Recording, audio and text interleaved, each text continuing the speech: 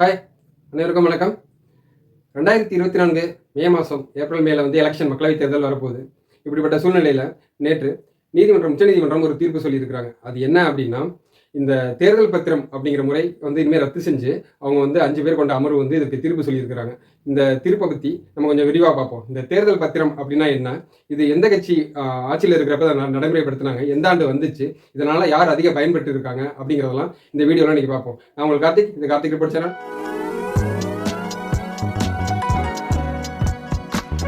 அரசியல் கட்சிகளுக்கு பெயர் குறிப்பிடாமல், எந்த ஒரு தகவலும் குறிப்பிடாமல் நிதி வழங்குவது சட்டத்துக்கு புறம்பானது அப்படின்னு சொல்லி நீதிபதிகள், தலைமை நீதிபதி சந்திரசூட், நீதியரசர் சஞ்சய் கண்ணா மற்றும் நீதிபதி காவாய் மற்றும் மேலும் 2 பேர் இவங்க அடங்கிய அமர்வு வந்து நேற்று வந்து இதை தடை செஞ்சு உத்தரவிட்டிருக்காங்க.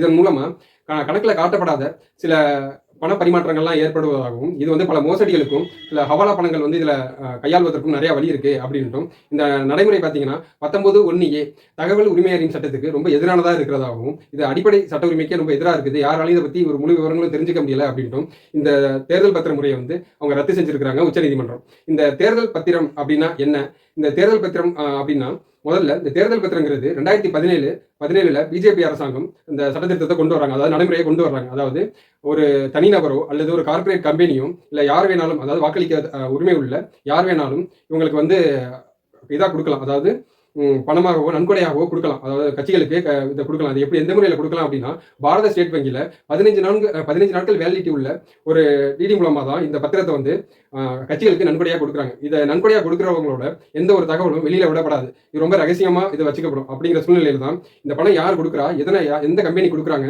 ஒரு கம்பெனி இதை கொடுக்குது அப்படின்னா எந்த ஒரு லாப நஷ்ட கணக்கும் இல்லாமல் அவங்க வந்து பொதுநலமாக அதை கொடுக்கறதுக்கு வாய்ப்பு இல்லை, ஏதோ ஒரு சுயநலத்துக்காக தான் அந்த கார்பரேட் நிறுவனங்கள் இது மட்டும்தான் கொடுக்குறாங்க அப்படின்ட்டு உச்சநீதிமன்றம் கருத்து சொல்லி இந்த தேர்தல் பத்திர முறையை வந்து ரத்து செஞ்சிருக்காங்க. இதன் மூலமா உச்சநீதிமன்றம் என்ன சொல்லியிருக்காங்க அப்படின்னா, ஸ்டேட் பேங்க் ஆஃப் இந்தியா இனிமேல் இந்த தேர்தல் பத்திரங்கள் வழங்குற முறையை வந்து நிறுத்திக்கணும் அப்படின்ட்டு அவங்களுக்கு உத்தரவிட்டிருக்காங்க. தேர்தல் ஆணையத்துக்கும் இதுவரைக்கும் 2019 அந்த மார்ச் மாதம் 12ஆம் தேதியிலிருந்து இந்த இதை வெளிப்படுத்தினாங்க. அதாவது 2018 அதை கொண்டு வந்தாங்க. 2019 எலெக்ஷன் வந்துச்சு. அந்த எலெக்ஷனுக்கு நன்கொடையா பல நிறுவனங்கள் நிறைய பேர் வந்து நன்கொடையா கொடுத்திருந்தாங்க. அது யார் கொடுத்திருந்தாங்க இந்த தேர்தல் பத்திரம் மூலமா அப்படின்ட்டு தெரியல. இந்த யார் கொடுத்தாங்க அப்படிங்கிறதையும் இணையத்தில் வந்து மார்ச் 13, 2024க்குள்ள தேர்தல் ஆணையம் அப்டேட் செய்யணும் அப்படின்ட்டு உச்சநீதிமன்றம் சொல்லியிருக்கிறாங்க.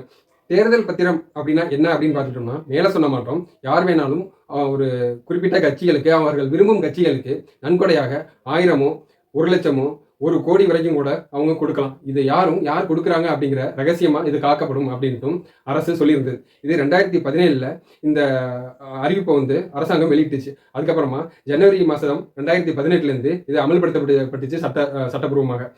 அதுக்கப்புறம் பார்த்தீங்கன்னா 2019 எலெக்ஷன் வருது. இந்த எலெக்ஷனுக்கு முன்னாடி 2018 இதை கொண்டு வர்றாங்க பிஜேபி அரசாங்கம். இதற்கு அடுத்ததாக 2021 இது வந்து தொடருது. இப்படிப்பட்ட சூழ்நிலையில் தான் 2024க்கு இன்னும் 5 மாதங்கள் 6 மாதங்கள் காலத்துக்குள்ள இந்த எலெக்ஷன் நடக்க போகிற டயத்தில் உச்சநீதிமன்றம் இந்த சட்டப்பூர்வமாக நடைமுறைப்படுத்தினதை ரத்து செஞ்சு உத்தரவிட்டிருக்கு. இன்னும் குறிப்பாக சொல்லணும் அப்படின்னா, எந்த கட்சிகளுக்கு இந்த தேர்தல் பத்திரம் கொடுக்க முடியும்னு பார்த்தீங்கன்னா, கடந்த மக்களவைத் தேர்தலோ அல்லது சட்டப்பேரவை தேர்தல்களிலேயோ போட்டியிட்ட கட்சி 1% அதிகமாக எந்த கட்சி வாங்குதோ அவங்க எல்லாருக்குமே வந்து இந்த தேர்தல் பத்திரம் மூலமாக நன்கொடையாக வந்து பணம் அளிக்கலாம், யார் வேணாலும் பணம் அளிக்கலாம். அப்படிப்பட்ட சூழ்நிலையில தான் இந்த பத்திரத்து மூலமாக எந்தெந்த கட்சிகள்லாம் அதிகமாக பயனடைஞ்சிட்டு இருந்தாங்க அப்படிங்கிறதையும் நம்ம பின்வரும் இந்த வீடியோவில் பார்க்கலாம். இந்த தேர்தல் பத்திரத்தில் உள்ள சிக்கல்கள் என்னென்ன அப்படின்னு பார்த்துக்கிட்டோம் அப்படின்னா, முன்னாடி சொல்ல மாட்டோம், கருப்பு பணத்தை இதை மறைமுகமாக ஊக்குவிக்குது. அதே மாட்டோம் கார்பரேட் நிறுவனங்கள் வந்து இதை வந்து வெளிப்படையாக அவங்களோட அறிவிப்புகள் கேவிசி டீடைல்ஸ்லாம் அதிகம் இல்லாததுனால எந்த கார்பரேட் நிறுவனங்கள் கொடுக்குது, என்ன காரணத்துக்காக கொடுக்குது, எந்த ஒரு கார்பரேட் நிறுவனங்களும் அதோட நன்மை இல்லாமல் இதை கொடுக்கறதுக்கு வாய்ப்பு இல்லை, ஏதோ ஒரு எதிர்பார்ப்பு கைமாற எதிர்பார்த்து தான் இதை கொடுக்கறதுக்கு வாய்ப்பு இருக்கணும் உச்சநீதிமன்றம் சொல்லியிருக்கிறாங்க. அது மட்டும் இல்லாமல் இந்த தேர்தல் பத்திர முறையை ஜனநாயக சட்ட திருத்த சங்கம் வந்து அவங்க ஒரு மனுவாக வந்து உச்சநீதிமன்றத்தில் தாக்கல் செஞ்சிருந்தாங்க. அதே போல இந்திய கம்யூனிஸ்ட் கட்சியும் இதை ரத்து செய்யணும் அப்படின்ட்டு உச்சநீதிமன்றத்தில் ஒரு வழக்கை தாக்கல் பண்ணியிருந்தாங்க. இந்த வழக்கு போன வருடம் நவம்பர் மாதத்தப்ப விசாரணைக்கு வந்தப்ப இந்த வருடத்தில் இந்த மாதத்தில் இது விசாரிக்கப்படும் அப்படின்ட்டு தேதி குறிப்பிடாமல் அதை ஒத்தி வச்சிட்டாங்க. அப்படிப்பட்டது தான் நேற்றைய பொழுது விசாரணைக்கு வந்தது. இந்த விசாரணை இப்போ தான் சந்திரசூட் பல கருத்துக்களை சொல்லி இந்த தேர்தல் பத்திர முறையை ரத்து செஞ்சிருக்காரு. இந்த உச்சநீதிமன்றத்தில் தாக்கல் செய்யப்பட்ட மனுக்கள்ல பெரும்பாலும் என்ன கருத்தை சொல்லியிருக்காங்கன்னா, இப்போ நம்ம அரசாங்கம் செலவு செய்யறது, நிதி ஒதுக்குறது இதெல்லாம் வந்து 19(1)A அதாவது தகவல் உரிமை அறியும் சட்டம் மூலமா நம்ம பொதுமக்களாகிய நம்ம தெரிஞ்சுக்கலாம், யார் வேணாலும் வெளிப்படையாக தெரிஞ்சுக்கலாம் அப்படிங்கிற ஒரு சூழ்நிலை இருந்தது. ஆனா இந்த தேர்தல் பத்திரம் மூலமா வழங்கப்படும் நன்கொடையானது பத்தி இதை யாருமே சொல்லக்கூடாது அப்படிங்கிறது இந்த தகவல் உரிமை அறியும் சட்டத்துக்கு ரொம்ப முரண்பாடாகவும் ரொம்ப எதிரானதாகவும் இருக்கு. இது ரொம்ப அடிப்படை அரசியலமைப்புக்கே ரொம்ப ஒரு அச்சுறுத்தலா இருக்கு அப்படின்ட்டு கருத்து சொன்ன நீதிபதிகள் இதை வந்து ஒருமித்த குரலோட இதை வந்து எதிர்த்து இதை தள்ளுபடி ரத்து செஞ்சிருக்காங்க இந்த முறையை. மேலும் இந்த FCRA இந்த தேர்தல் பத்திரம் மூலமா FCRA சட்ட திருத்தத்தின் மூலமாகவும், அதாவது வெளிநாட்டு கம்பெனிகள் இங்க வந்து கிளைகள் அமைச்சிருக்கும், அந்த கம்பெனிகளும் அந்த கார்பரேட் நிறுவனங்களும் இந்த கட்சிகளுக்கு நிதி கொடுக்கும். இது என்ன காரணத்துக்காக கொடுக்குது, இது யாரெல்லாம் கொடுக்குறாங்க அப்படிப்பட்டங்கிற ஒரு பிரச்சனையும் இந்த உச்சநீதிமன்றத்தில் ஒரு முதன்மை வாதமா இருந்துச்சு. அதை வச்சும் இந்த தீர்ப்பு வந்து வழங்கப்பட்டிருக்கு. இந்த திட்டத்தை பொறுத்த வரைக்கும் எந்தெந்த கட்சிகள் பயன்பெற்று இருக்கு அப்படின்னு நம்ம பார்த்தோம் அப்படின்னா, இந்திய அளவில் இது அதிகமாக இதற்கு நன்கொடை வாங்கினது யாருன்னு பார்த்தீங்கன்னா பிஜேபி அரசாங்கம். மொத்தம் வந்து 9,700 கோடி கிட்ட இந்த நன்கொடைகள் மொத்தமாக வந்து 2017 2021 வரைக்கும் 22வது காலகட்டம் வரைக்கும் இது வழங்கப்பட்டிருக்கு.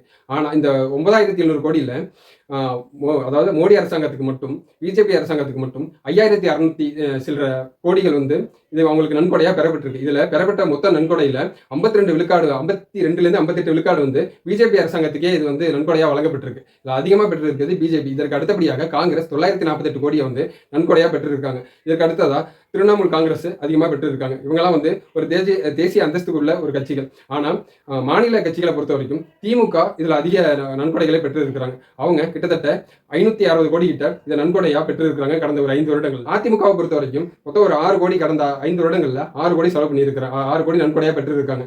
ஆனால் அதிமுக தான் 2016 19 இந்த காலகட்டங்களில் அதிகமாக செலவு பண்ணுது அப்படின்னு நம்ம சொல்லலாம். அப்படி இருந்தும் அவங்க வந்து நன்கொடை பெற்றதில் ஆனால் கம்மியாக தான் பெற்றிருக்காங்க. ஆனால் திமுக இந்த நன்கொடை பெற்றது அதிகமாகவே பெற்றிருக்காங்க.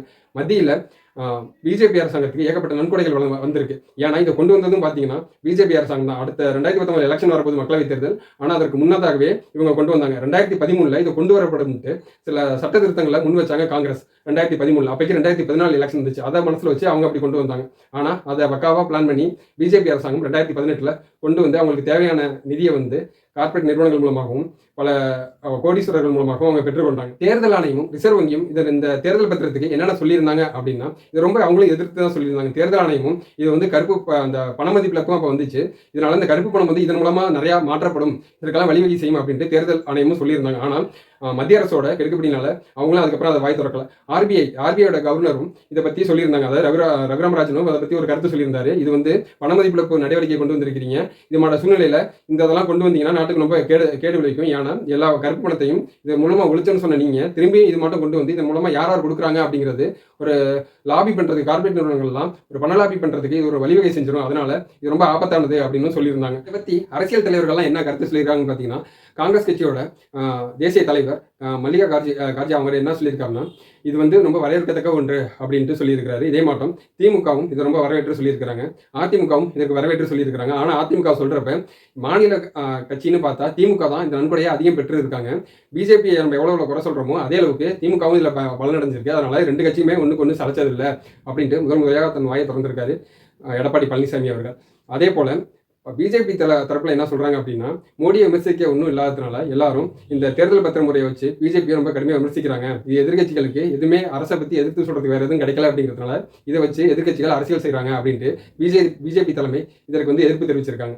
அதே மாட்டம் இந்த KYC டீடைல்ஸ் எல்லாம் மறைமுகமாக கொடுக்கப்பட்ட பணங்கள்லாம் அடுத்த மாதம் மார்ச் 13 2024 இணையத்தில் அப்டேட் பண்ணணும் அப்படின்ட்டு தேர்தல் ஆணையத்துக்கு உச்சநீதிமன்றம் உத்தரவும் இருக்கு. அதன்படி இன்னும் சிறிது நாட்கள் இன்னும் ஒரு மாத காலகட்டத்துக்குள்ள இது எல்லாமே இணையதளத்தில் வெளியிடணும் அப்படின்ட்டும் சொல்லியிருக்காங்க. அப்படி வெளியிடப்படுறது கரெக்டாக வெளியிடப்படுமா அப்படிங்கிறதையும் நம்ம பொறுத்திருந்து தான் பார்க்கணும். ஜனநாயகத்தின் மீது நம்பிக்கை உள்ள ஒரு சில கட்சிகளுக்கும் பொதுமக்களுக்கும் இது ஒரு நம்பிக்கை ஊற்ற ஒரு தீர்ப்பாக இது பார்க்கப்படுது. இந்த யாரெல்லாம் கொடுத்துருக்காங்க அப்படிங்கிறது விவரம் வெளிவருமா அப்படிங்கிறத நம்ம அடுத்த மாதம் பொறுத்திருந்து பார்க்கலாம். அது வரைக்கும் இது போன்ற அப்டேட்களுக்கு தொடர்ந்து இணையதளங்கள் கார்த்திக் பிரச்சனை. நான் உங்களுக்கு கார்த்திக். நன்றி, வணக்கம்.